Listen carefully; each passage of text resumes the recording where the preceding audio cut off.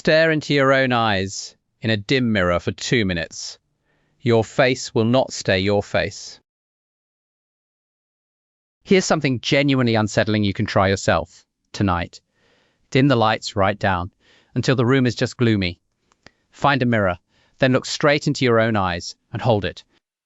Don't glance away, don't scan around, just keep staring steadily into your own reflected eyes. And within about a minute or two, something deeply strange starts to happen. The face looking back at you begins to change. It warps. The features slide and swell, and quite quickly the person in the mirror stops feeling like you at all.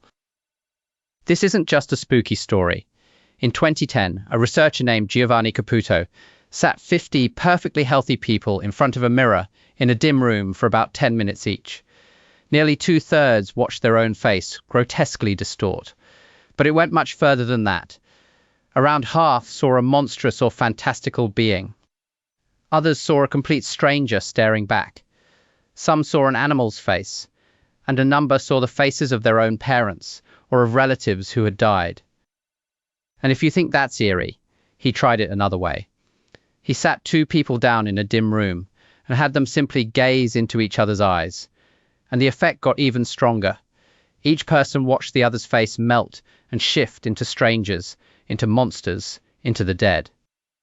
So this clearly isn't about mirrors being magic, it's about you.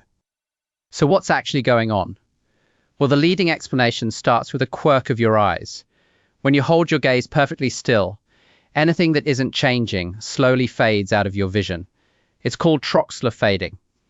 Your neurons are built to shout about change and to go quiet about anything that stays the same. So as you fixate on your eyes, your still cheeks, your nose, your jaw, they literally start to dissolve. But your brain absolutely cannot leave a face alone. You have a whole region wired up just for reading faces, and it is relentless. So when big chunks of the picture start fading into mush, that face system does what it always does. It fills in the gaps. Except now it's guessing from almost nothing, and it guesses wrong.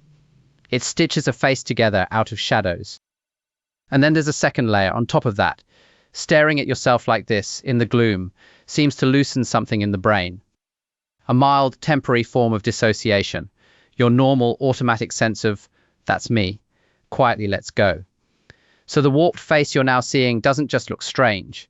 It feels like it belongs to someone else entirely. Put those together, and the monster in the glass is built from nothing but your own fading face and your own busy brain, filling in the dark.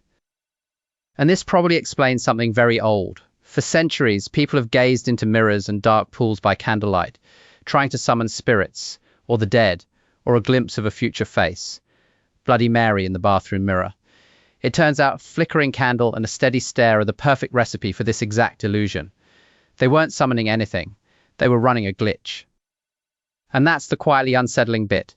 The face you think of as simply, permanently yours is something your brain has to actively keep redrawing, moment to moment. Hold still, stare too long, and it just comes apart in your hand. So whatever you do this evening, do not dim the lights and try this in the mirror.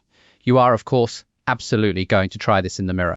If you like your own brain betraying you, the next one is about a moment when it seems to bend time itself. On why, in a sudden crash or a bad fall, the whole world appears to lurch into slow motion. Same channel, same little man, still staring into that mirror.